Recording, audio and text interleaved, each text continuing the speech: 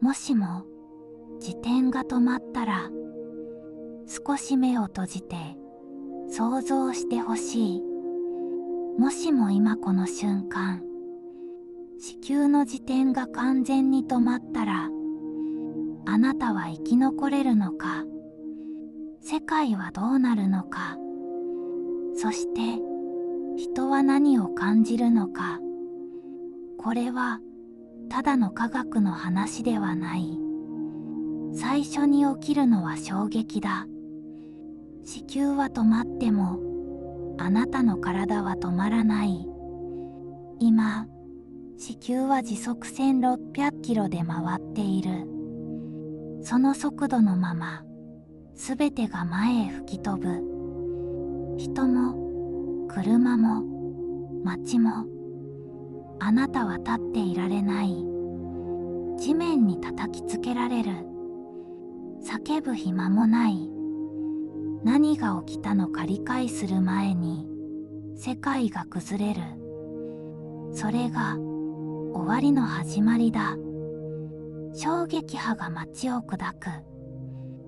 建物は倒れ、ガラスは一斉に割れ、空気が悲鳴を上げる。その音は世界が壊れる音だ。だが、本当の恐怖はここからだ。地球が止まっても、大気は止まらない。空気は感性で動き続ける。時速1000キロを超える暴風が地表を削り取る。それは風ではない。空気の壁だ。森はなぎ倒され、街は削られ、人は立つことすらできない。ただ、吹き飛ばされるだけだ。海も動く。海水は感性で走り続ける。巨大な津波となり、大陸を飲み込み、島を消し去る。水が大地を引き裂く。世界の地形そのものが変わる。だが、それでも終わらない。地球の自転が止まるということは、昼と夜が固定されるということだ。片側は永遠の昼、もう片側は永遠の夜。太陽は動かない。時間が止まったように見える。だが、世界は確実に死に向かう。昼間側は焼かれる。気温は上がり続け、地面は焦げ、水は蒸発し、空気は乾ききる。そこは誰も生きられない世界になる。一方で、夜の方は凍りつく。太陽の光が届かない。気温は下がり続け、海は凍り、空気さえ凍る。そこもまた、生き物が生きられる場所ではない。世界は二つに分断される。焼ける世界と凍る世界に。では、人はどこで生きるのか。答えは一つしかない。境界線だ。昼と夜の間、常に夕暮れの場所。そこだけが生きられる可能性を持つ。だが、その場所は狭い。世界中の人間がそこに集まる。資源は足りない。水も食料も足りない。生きるための争いが始まる。それは避けられない。ここからは逃げられない現実の話をする。境界線に逃げ込んだ家族がいる。父は言う。ここならまだ生きられる。だが子供は聞く。明日は来るの？その問いに父は答えられない。太陽が動かない世界で明日とは何なのか、時間とは何なのか、科学も変わる。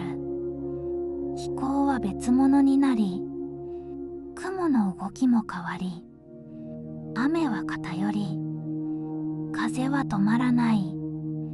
世界は今とは違う仕組みで動き始める。そしてもう一つ大きな問題がある。地球の磁場だ。自転は磁場を生み出す力の一つ。それが弱まる可能性がある。磁場が弱まれば、宇宙からの放射線が降り注ぐ。空は美しく光るかもしれない。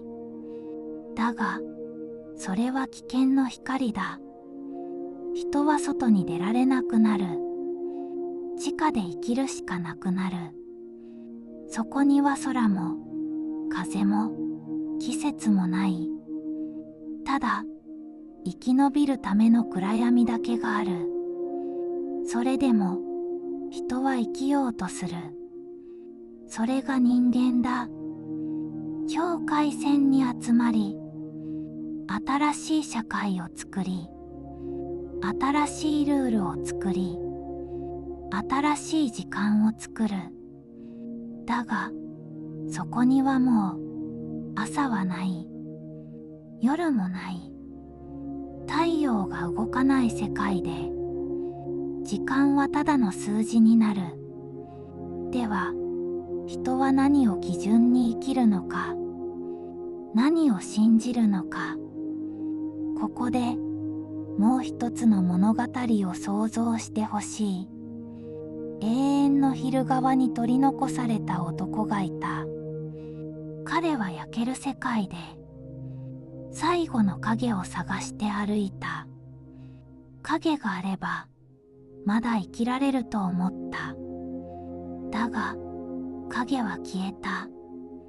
太陽は動かない。彼は空を見上げていった。こんなにも太陽は重かったのか。それが彼の最後の言葉だった。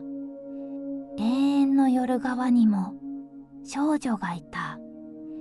凍りつく世界で彼女は母の手を握りながら言った。朝は来るよね。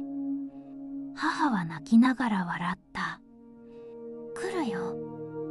あなたの中にはちゃんと朝がある。その言葉だけが少女を支えた。太陽が動かなくても人の心には朝がある。それが人間の強さだ。ここで気づく。私たちは当たり前に支えられていた。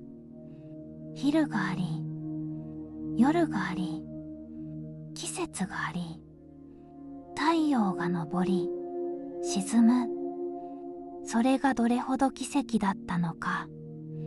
地球が回っているという事実、それが全てを支えていた。だが、その回転は感じられない。あまりにも自然すぎるからだ。失って初めて気づく。世界は絶妙なバランスで成り立っている。ほんの少し崩れるだけで、すべてが壊れる。もしも地球の自転が止まったら、それはただの現象ではない。人間の限界を知る出来事だ。私たちは自然に逆らって生きているのではない。自然に支えられて生きている。その事実を忘れているだけだ。科学が進んでも地球そのものには勝てない。私たちは小さい。だが小さいからこそ気づけることがある。もしもそんな世界になったら、あなたはどこで生きるのか、誰と生きるのか、何を守るのか、そして何を捨てるのか。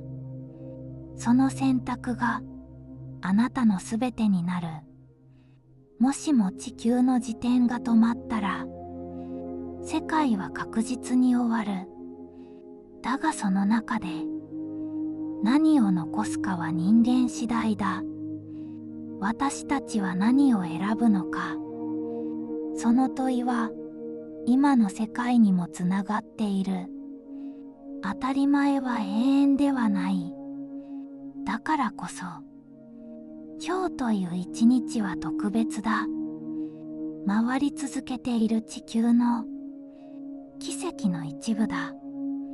もしもその回転が止まったら、私たちは初めてその価値に気づくのかもしれない。だがその時には遅い。世界は元には戻らない。地球の自転は一度止まれば動き出さない。だからこそ今を生きる。回り続ける。